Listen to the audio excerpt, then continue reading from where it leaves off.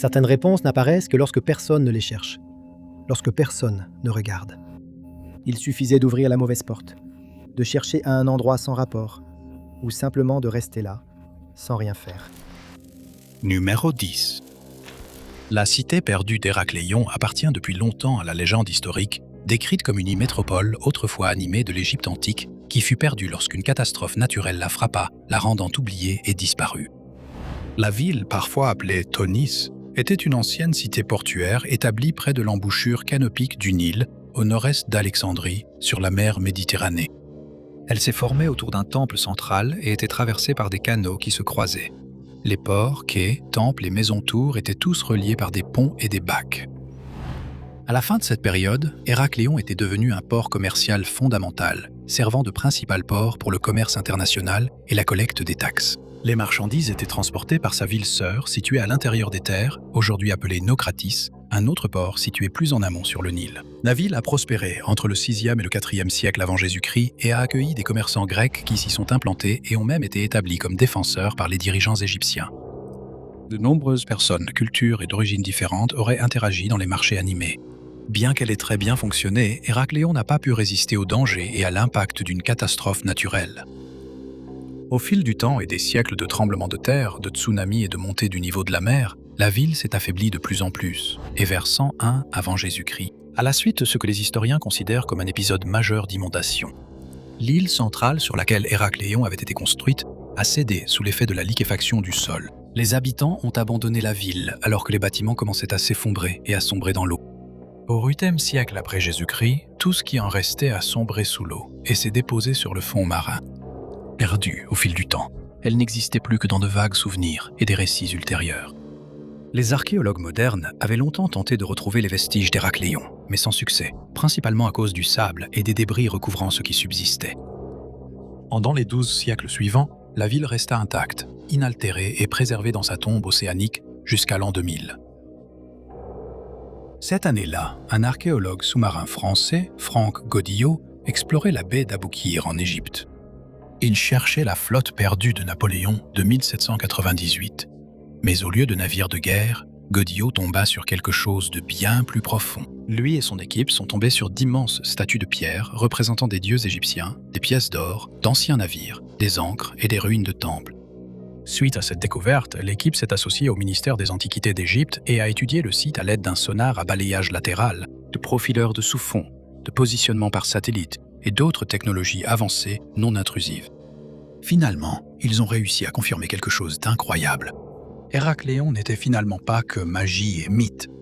Des vestiges de l'ancienne cité portuaire avaient survécu à la dévastation et étaient restés préservés dans sa tombe prématurée pendant des siècles. Seule une petite section, située dans une zone de 6 par 9 miles, a été mise au jour. L'exploration du site s'est poursuivie depuis, mettant au jour d'autres trésors et de nouvelles informations qui étaient inconnues de l'archéologie moderne. Parmi les artefacts retrouvés sur ce site incroyable figurent de grands temples, des bijoux, des pièces de monnaie, des objets rituels et des céramiques, qui illustrent tous la beauté et la magnificence de la ville. Chaque nouvelle découverte enrichit notre vision de la vie quotidienne à Héracléon. Plus de 700 ancres antiques y ont été retrouvées, et jusqu'à 5 épaves identifiées ont été découvertes à ce jour, datant entre le 6e et le 3e siècle avant Jésus-Christ. Ce qui témoigne de l'intense activité maritime qu'a connue Héracléon. Ces chiffres montrent à quel point le port devait être animé. Parmi les découvertes figure un navire militaire grec antique que les experts pensent avoir été amarré au large de la ville lorsqu'un des temples s'est effondré. Un complexe funéraire grec du 4e siècle avant Jésus-Christ a également été découvert ici, apportant de nouvelles réponses sur l'occupation grecque en Égypte. Numéro 9. Le grand braquage ferroviaire de 1963 a été l'un des crimes historiques les plus célèbres de l'histoire britannique. C'est en août de cette année-là qu'un gang de criminels méticuleux a attaqué un train postal de la Royal Mail qui faisait route de Glasgow à Londres. Les braqueurs finirent par s'enfuir avec plus de 2 millions de livres sterling, ce qui équivaut à plus de 60 millions de livres aujourd'hui. Le braquage était très bien orchestré et des mesures considérables ont été prises pour s'assurer qu'ils s'emparent du butin et s'en tirent sans être arrêtés. Seulement, le gang avait commis une grave erreur en laissant derrière lui plusieurs empreintes digitales en fuyant leur planque. Le grand braquage du train a commencé plusieurs mois plus tôt lorsque les criminels ont reçu des renseignements de l'intérieur de la part des Ulstermen, dont l'identité n'a jamais été révélée. Aux premières heures du matin, l'attaque prévue a commencé. Tout a commencé lorsque les criminels ont trafiqué les signaux ferroviaires à Sears Crossing, près de Ledburn. Le train s'est arrêté et les braqueurs ont saisi l'occasion d'attaquer. Le conducteur du train a été rapidement immobilisé et le reste du personnel a été maîtrisé. La bande s'est ensuite emparée de colis de grande valeur, y compris d'importantes sommes d'argent liquide. Après la réussite de leur plan, le groupe criminel s'est réfugié dans leur planque, Leather Slade Farm, dans le Buckinghamshire. Ils se reposaient ici, divisaient leur argent, trouvaient un endroit sûr pour le cacher et préparaient leur prochain coup. Mais alors qu'ils se faisaient discrets, les forces de l'ordre étaient déjà sur leur piste, prêtes à les attraper. Quelques jours après le braquage, le gang a été forcé d'abandonner la planque et de fuir, laissant tout ce qu'ils possédaient derrière eux en partant. La ferme est finalement devenue un dépôt de pièces à conviction, où les vêtements des criminels, leurs literies et d'autres effets personnels avaient tous été laissés. Une bouteille de ketchup Catch et un plateau de Monopoly allaient devenir les catalyseurs discrets de la résolution du crime et de la capture de ceux qui l'avaient commis. Ces deux objets étaient couverts d'empreintes digitales, et ce sont précisément ces indices involontaires qui allaient mener à l'arrestation et à la condamnation de la plupart des membres du gang. Les enquêteurs ont recueilli autant d'empreintes digitales et d'autres marques d'identification qu'ils ont pu. Ils allaient ensuite comparer ces empreintes à celles déjà enregistrées par la police. Un par un, les membres de cette organisation criminelle ont été identifiés, retrouvés et arrêtés. 13 hommes ont été retrouvés, arrêtés et condamnés, leurs empreintes digitales sur le plateau de Monopoly ayant bien servi à l'accusation. 2 autres hommes ont également été retrouvés, mais ils n'ont jamais été inculpés faute de preuves suffisantes pour les condamner. Les chefs de file écoperaient de 30 ans de prison pour leurs crimes. Parmi les personnes condamnées figuraient Gordon Goody, Charlie Wilson, Bruce Reynolds, Buster Edwards, Roy James, Roger Cordery, Jimmy White, Tommy Wisby, John Dolly, Jim Hussey, Ronnie Biggs et Bob Welch. Aucune partie de l'argent qu'ils ont volé n'a jamais été retrouvée cependant. Et plusieurs membres de toute la bande organisée restent non identifiés. Numéro 8. Le SS Gothenburg était un navire à vapeur à coque en fer du 19e siècle. Il a été construit en Angleterre en 1654 et a assuré une liaison entre son lieu de naissance en Suède jusqu'en 1862, lorsqu'il a été réaffecté en Australie. Là-bas, le navire a navigué sur la mer de Tasman jusqu'en 1873. Cette année-là, Gothenburg a été reconstruit à Adélaïde, dans le but d'augmenter sa capacité de chargement et d'accueil des passagers. La reconstruction a donné un navire de près de 200 pieds de long, avec une largeur de 28 pieds et une jauge brute de 737 tonneaux. En novembre 1874, en pleine ruée vers l'or, Gothenburg effectua plusieurs voyages entre Adélaïde et Port Darwin, son avant-poste le plus éloigné. Comme d'habitude, le 16 février 1875, le navire, commandé par Robert Augustus Pierce, quitta les quais de Port Darwin avec pour destination finale Newcastle, avec quelques escales en cours de route. Pierce, un homme aux habitudes sobres et grandement respecté par ses pairs, reçut l'ordre de tirer le meilleur parti de la vitesse du Gothenburg, et c'est ce qu'il fit, avec 98 passagers à bord et 37 membres d'équipage. Le navire entreprit un voyage de plusieurs jours. Pendant les 3 premiers jours, alors qu'il se dirigeait vers Somerset au Cap York, le temps était optimal. Mais au 4e jour, le vent et la pluie soufflèrent si fort que Gothenburg fut contraint de prendre du lest. Il a jeté l'ancre à Somerset, mais les conditions s'étaient tellement détériorées que les 2 chaînes d'ancre se sont rompues. Le 23 février, la tempête était devenue si violente que la couverture nuageuse cachait complètement le soleil. Malgré cela, Gothenburg a continué au-delà de Cooktown, poursuivant sa route vers le sud dans des conditions qui ne cessaient de se dégrader. Ce jour-là, il a atteint un passage en eau profonde situé entre la côte du Queensland et la Grande Barrière de Corail, une zone qui offrirait une certaine protection contre la haute mer. Cependant, ces récifs non cartographiés allaient causer la perte de ce voyage. Le soir du 24 février, avec les voiles principales hissées et les moteurs à vapeur tournant à pleine vitesse, le Gothenburg s'est dirigé vers une météo quasi cyclonique. La mauvaise visibilité et un changement de cap imprévu ont déclenché le naufrage du SS Gothenburg. À 19h, il a heurté une section de la Grande Barrière de Corail, à seulement quelques miles de l'île Halburn. C'était la marée basse à ce moment-là, et le navire s'est retrouvé perché en hauteur sur le récif. Pendant plusieurs heures, jusqu'à 3h30 du matin le 25, de grands efforts ont été déployés pour sauver le navire. Mais finalement, les passagers et l'équipage ont été contraints d'utiliser les radeaux de sauvetage pour s'échapper. Au lever du soleil ce matin-là, seuls les mâts dépassaient encore de l'eau. Bien que les survivants aient indiqué avec précision la position du naufrage, aucune expédition ultérieure n'a pu le retrouver, et il est resté un mystère légendaire depuis lors. Du moins jusqu'en 1967, près de 10 décennies plus tard, lorsque 3 pêcheurs au harpon ont fait une découverte accidentelle. Cette année-là, Peter Reboleo et ses amis pêchaient au harpon au large de la côte du Queensland, dans une petite embarcation, lorsqu'ils ont remarqué quelque chose d'étrange dépassant de l'eau. Ils avaient déjà pêché là de nombreuses fois auparavant, et n'avaient jamais remarqué cette protubérance. Lorsqu'ils ont sondé et examiné l'objet en dessous, un bruit métallique a retenti, et ils ont compris qu'ils avaient trouvé une épave. Les historiens et les experts ont été informés de la découverte et des plongeurs professionnels ont été envoyés pour enquêter. Plusieurs éléments d'identification sont rapidement apparus, notamment une carapace de tortue gravée portant les noms de ceux qui avaient survécu à l'événement. En tête de liste figurait le titre « Épave du SS Gothenburg ». Numéro 7. Margaret J. Profit est née en 1958 et a obtenu son diplôme de l'université Harvard en 1980, où elle a étudié la philosophie politique. Elle a également fréquenté l'Université de Californie, où elle a obtenu une licence en physique.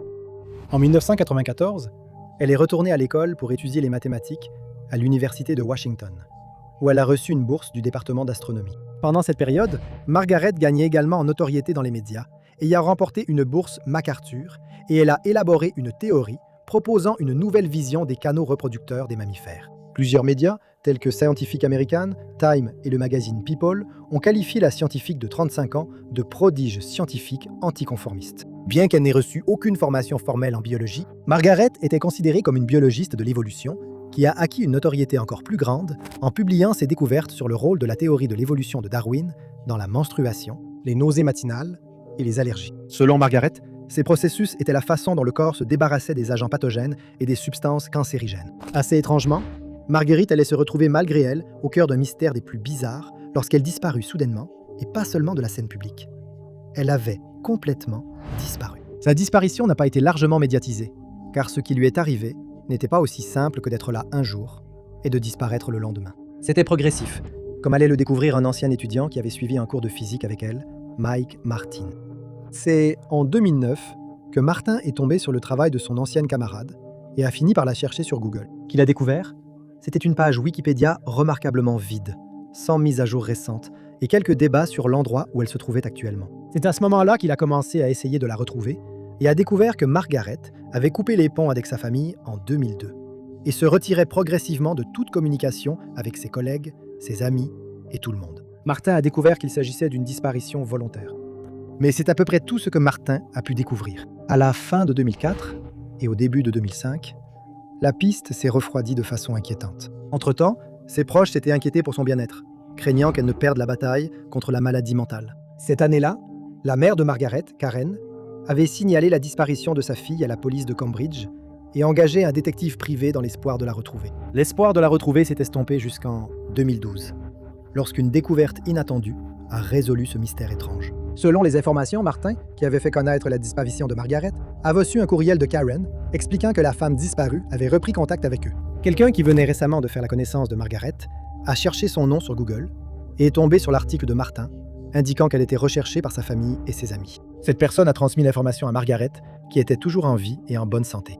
Plus tard, elle a repris contact avec ses proches et a expliqué qu'elle ne savait même pas qu'elle était portée disparue, ni que des gens la recherchaient. Elle a expliqué qu'elle souffrait de douleurs physiques d'une cause non révélée et qu'elle avait décidé de s'éloigner dans l'espoir de ne déranger personne avec sa maladie. En raison de cette maladie et des blessures qui ont suivi, elle n'était plus capable de travailler et vivait depuis dans la pauvreté à Boston, dans le Massachusetts. Par hasard, quelqu'un l'avait aperçue et avait décidé de faire des recherches, réalisant alors qu'elle était une personne disparue. Sans ce simple élément, Margaret n'aurait peut-être jamais retrouvé le chemin des siens en Californie du Sud. Numéro 6. L'USS Perche était un sous-marin de la classe Porpoise qui a servi pendant la Seconde Guerre mondiale. Avant le déclenchement de la guerre, le Perche faisait partie de la flotte du Pacifique des États-Unis, ayant rejoint l'escadron de sous-marins numéro 6 en 1937. Un an plus tard, il a participé à des travaux de relevés pour les îles Aléoutiennes. En 1939, il est retourné à la flotte lors de sa croisière vers la côte est des États-Unis. En octobre, Perche a mis le cap sur Manille aux Philippines et est devenu le navire amiral de la division. En 1940, avec le déclenchement de la Seconde Guerre mondiale, Perche passerait les 2 premiers mois stationné aux Philippines et dans les Indes orientales néerlandaises protégeant ces lieux contre l'invasion japonaise. Il a notamment coulé le navire de transport japonais No Nojima Maru et a connu de nombreux autres épisodes similaires au cours de son service qui s'est poursuivi jusqu'en 1942. Au cours des premiers mois de sa dernière bataille, le sous-marin a combattu sans relâche contre les Japonais qui venaient tout juste d'attaquer Pearl Harbor. Ils ont commencé à s'emparer d'une grande partie des territoires d'Asie du Sud-Est et une invasion de Java se profilait à l'horizon. Le Perche et plusieurs autres sous-marins américains ont été envoyés dans la région pour tenter d'empêcher l'invasion. Le 1er mars 1942, il a fait surface à quelques kilomètres de Surabaya, à Java, et a commencé à attaquer le convoi japonais. Cependant, avant d'avoir terminé sa mission, le Perche est tombé sur une paire de destroyers, l'Amatasaki et le Hazukazi. Les guetteurs à bord ont repéré le sous-marin et ont tiré, 32 obus. Le Perche a été forcé de plonger en urgence, ce qui a semblé réussir au début. Ils ont rapidement pris position pour une éventuelle attaque contre les destroyers, mais un coup d'œil dans le périscope a révélé qu'ils se préparaient à une attaque à la grenade sous-marine. Le Perche espérait en couler au moins un avant qu'il ne puisse lancer l'attaque, et il est remonté à 90 pieds. Mais il était trop tard. Les deux destroyers étaient au-dessus du Perche et ont largué 12 charges de profondeur, laissant le sous-marin éventré et sérieusement endommagé. Malgré les dégâts immenses, il a survécu et a poursuivi sa mission, espérant attaquer des navires japonais. Mais il a de nouveau été repéré par 2 destroyers. Une autre attaque aux charges de profondeur a détruit le système de propulsion et le Perche est resté immobile sous l'eau. Lorsqu'il a refait surface, les membres de l'équipage à bord ont été récupérés par l'un des destroyers japonais, Uchiho, et transportés vers des camps de prisonniers dans les Indes orientales néerlandaises qu'il venait tout juste de capturer. Le Perche coulerait plus tard au fond de la mer, où il resterait perdu pendant des décennies, devenant un autre mystère maritime troublant. Ce mystère a duré jusqu'au 23 novembre 2006, lorsqu'une découverte inattendue a été faite le jour de Thanksgiving. Une équipe internationale de plongeurs se trouvait à bord du MV Empress et était en train de rechercher un autre navire disparu. Ils cherchaient l'épave du croiseur lourd britannique, le HMS Exeter, qui avait disparu en mer de Java, dans la région de l'île de Bawean. L'équipe espérait obtenir des photographies de l'épave, mais elle est tombée à la place sur la coque de l'USS Perch, reposant à l'endroit. Ils ont photographié la plaque du constructeur du sous-marin disparu, l'identifiant clairement comme étant le sous-marin disparu depuis toutes ces années. Numéro 5. Le Corpus Galénique est une collection de textes principalement médicaux attribués à Galien, le médecin, chirurgien et philosophe grec du IIe siècle. Galien détient le record d'avoir produit plus d'œuvres que tout autre auteur de l'Antiquité. Ses encyclopédies détaillaient tout ce qui concernait les domaines de la physiologie, de la pathologie et de la pharmacologie. 5 volumes, dont Galenae Librorum, étaient restés sous la garde de la bibliothèque Marsh de Dublin, où ils se trouvaient depuis à 1701. Mais il y a plus de 100 ans, en 1912, un livre unique de la collection a disparu de façon inattendue, laissant derrière lui un sentiment de tristesse, car une grande partie de la littérature de Gallia avait déjà été perdue avec le temps. Selon le docteur Jason McGelligo, cette édition particulière du volume a été imprimée en Suisse dès 1538. On dit qu'il préserve certaines des connaissances médicales les plus importantes concernant l'anatomie, la physiologie, le diagnostic et le traitement. Mais pendant des siècles, l'œuvre serait perdue, disparaissant du monde savant et emportant avec elle toutes ces informations importantes. À l'époque où il a disparu, il n'y avait ni copie de sauvegarde, ni système de préservation standardisé. Un livre n'existait qu'en un seul exemplaire, à moins d'être recopié pour être diffusé. Dans le cas du Galenae Librorum, il s'agissait de l'original, l'unique exemplaire du volume. Et, en 1912, il a été considéré comme un savoir perdu. En 2012, cependant, une lueur d'espoir inattendue est apparue. Alors que la plupart avaient déjà oublié ces œuvres perdues de Galien, cette année-là, un avocat de Dublin est entré dans la bibliothèque Marsh avec le livre vieux de près de 500 ans sous le bras. Il avait été soigneusement enveloppé dans du papier journal et semblait bien conservé. L'avocat expliqua qu'il l'avait acquis dans une brocante où il achetait un miroir ancien. Le livre lui a été vendu pour 90 €. Pour une raison non divulguée, l'acheteur est devenu méfiant et l'a apporté à la bibliothèque où on lui a dit quelque chose de remarquable. Ce vieux livre qu'il venait d'acheter était l'une des œuvres longtemps perdues attribuées à Galien. Le personnel de la bibliothèque a été surpris de constater que le Galenae Librorum était dans un état aussi remarquable. Ils ont exprimé à quel point ils étaient ravis de voir ce précieux ouvrage leur être rendu, complétant ainsi à nouveau le volume en 5 parties. Ce qui reste inconnu, c'est pourquoi le livre a disparu au départ et qui l'a gardé pendant toutes ces années. Miraculeusement, il avait survécu au fil du temps, passant de main en main et ayant même fini dans une brocante. Numéro 4. Holland V était le 5e sous-marin de la classe expérimentale Holland, qui devait être lancé en juin 1902.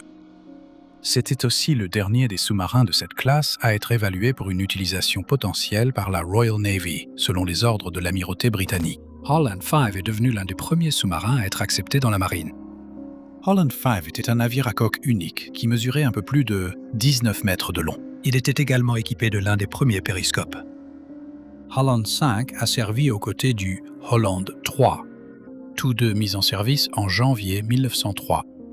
Cependant, à cette époque, la classe Holland était déjà considérée comme obsolète lorsque les sous-marins de classe A ont commencé à arriver sur le marché. Les sous-marins de la classe Holland ont été encore plus déclassés en mars lorsqu'une démonstration pour le capitaine Reginald Bacon à Stokes Bay a abouti à l'explosion de l'un des 5 sous-marins. Le Holland V ainsi que les autres a été relégué au rôle de défense du port et d'entraînement. À la suite d'une démonstration de la flotte en 1909, les médias ont fait perdre à toute la classe sa réputation de bâtiment apte à la mer. Cette affirmation a été renforcée un an plus tard lorsque le Holland V s'est échoué dans les eaux abritant le service des sous-marins de la Royal Navy. Et en 1912, la décision a été prise de mettre tous les navires de la classe Holland à la casse. Cette année-là, le Holland V était destiné à la destruction et il était remorqué vers Sheerness. En route, le navire a sombré et a coulé près du phare Royal Sovereign, près du Sussex, en Angleterre. Comme le sous-marin était destiné à être détruit, personne n'a vraiment fait d'effort pour le rechercher après le naufrage. L'histoire était rarement incluse dans les récits de mystères maritimes et n'était pas très connue du public. Ainsi, le Holland V a été oublié. Il en fut ainsi jusqu'à ce qu'une découverte fortuite révèle ce mystère méconnu.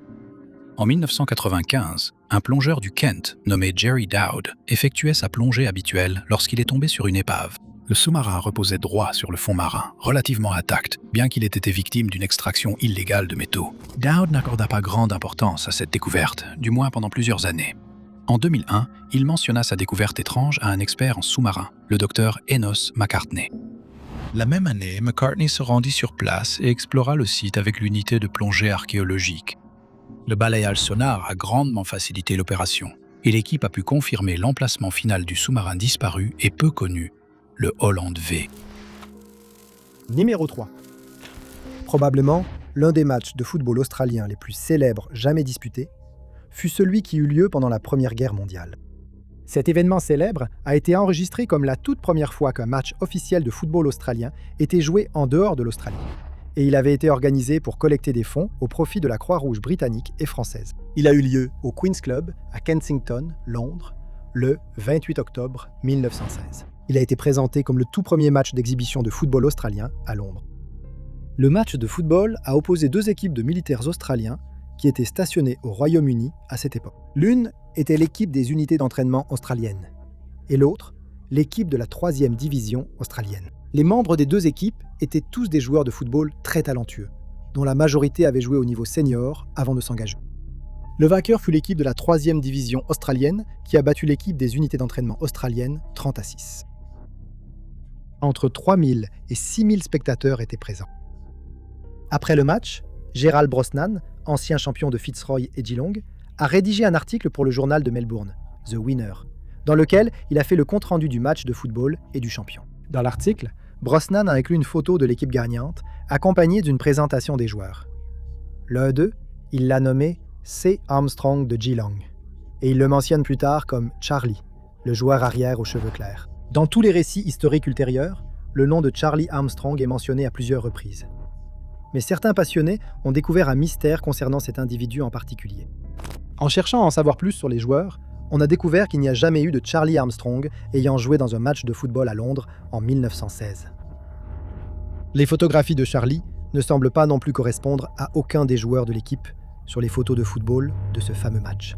Des questions sur l'identité du soldat ont persisté pendant des années, jusqu'à ce qu'un collectionneur passionné, enquêtant sur ce mystère, fasse une découverte fortuite. En recherchant le nom de Charlie Armstrong, un résultat pour un certain O. Armstrong est apparu à la place. Et il était inscrit comme membre du Barwon Football Club et qu'il avait joué quelques matchs à Geelong.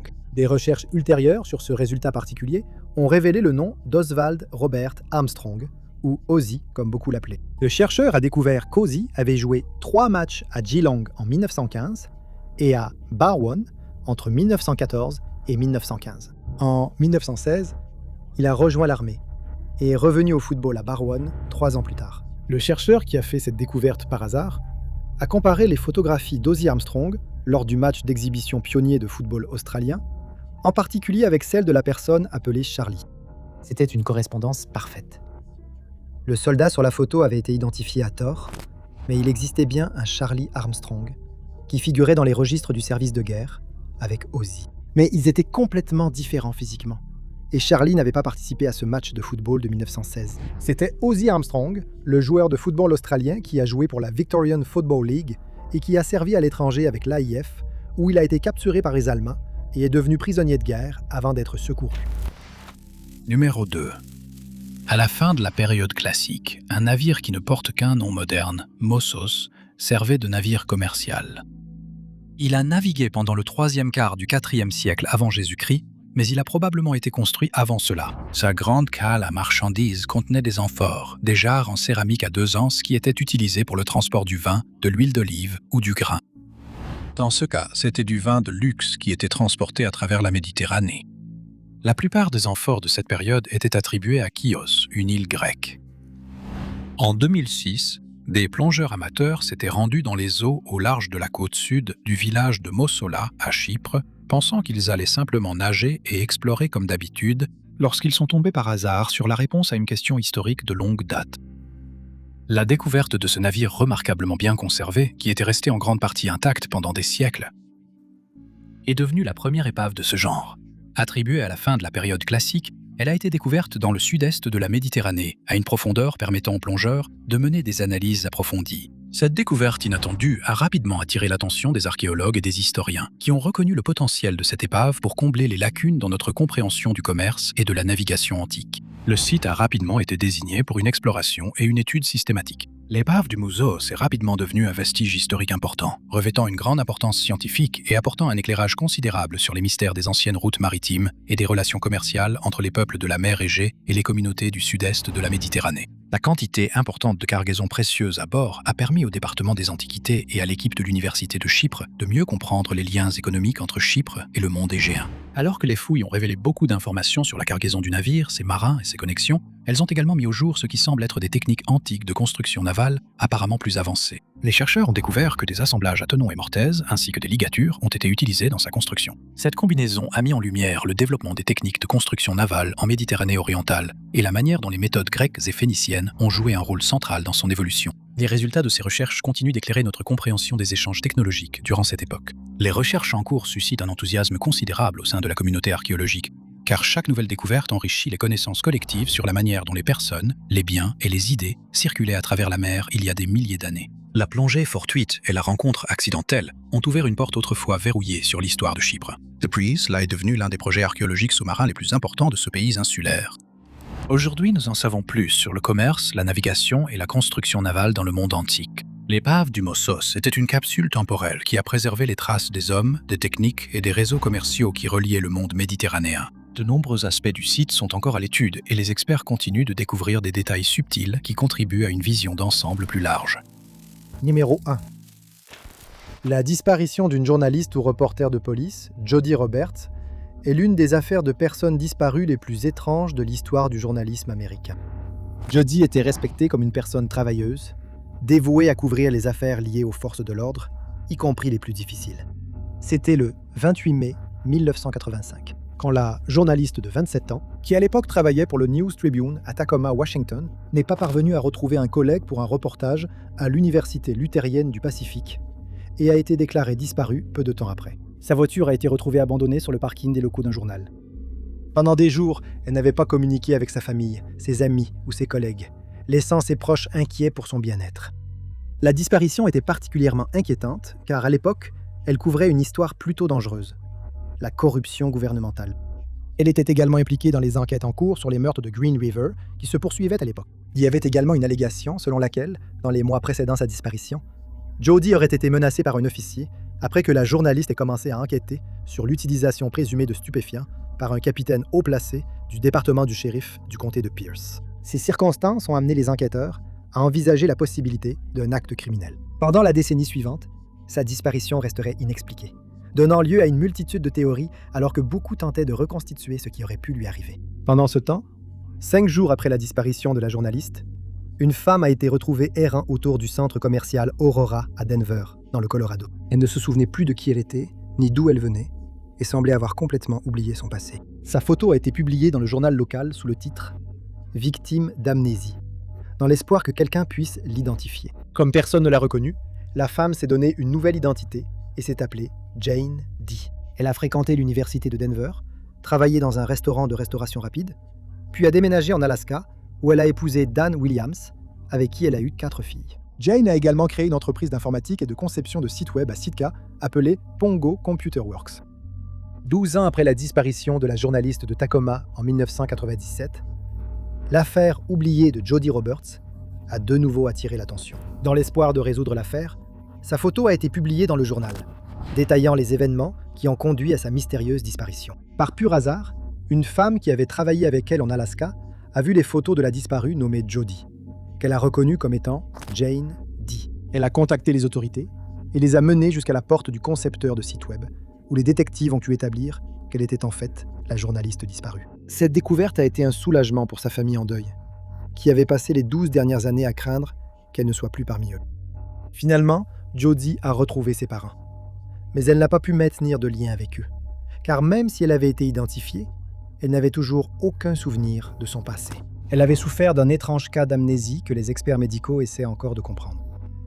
Michael Kopas, du département de neurologie de l'Université de Washington, a expliqué que l'amnésie est l'une des maladies neurologiques les moins comprises. Il a expliqué que cela peut être causé par divers facteurs, y compris le fait que l'esprit se replie sur lui-même après avoir enduré ou vu quelque chose de terrible. Le docteur Verna Nepe, une collègue de l'Université de Washington, a également noté qu'une amnésie durant autant d'années serait probablement accompagnée d'autres symptômes, dont aucun ne s'est manifesté dans ce cas particulier. Il a été noté qu'il n'existe aucun test permettant de confirmer qu'une personne souffre d'amnésie. Qu'il s'agisse ou non d'une véritable amnésie chez Jodi ne peut être déterminé de façon définitive, si ce n'est en la croyant sur parole. Les médecins qui ont initialement soigné Jodi lorsqu'elle a été retrouvée errant dans le centre commercial lui ont dit qu'elle avait dû faire face à quelque chose de dangereux, comme une expérience ayant failli lui coûter la vie, ce qui aurait poussé son cerveau à tout effacer. Mais après 12 ans, on pourrait penser que certains de ses souvenirs auraient commencé à refaire surface.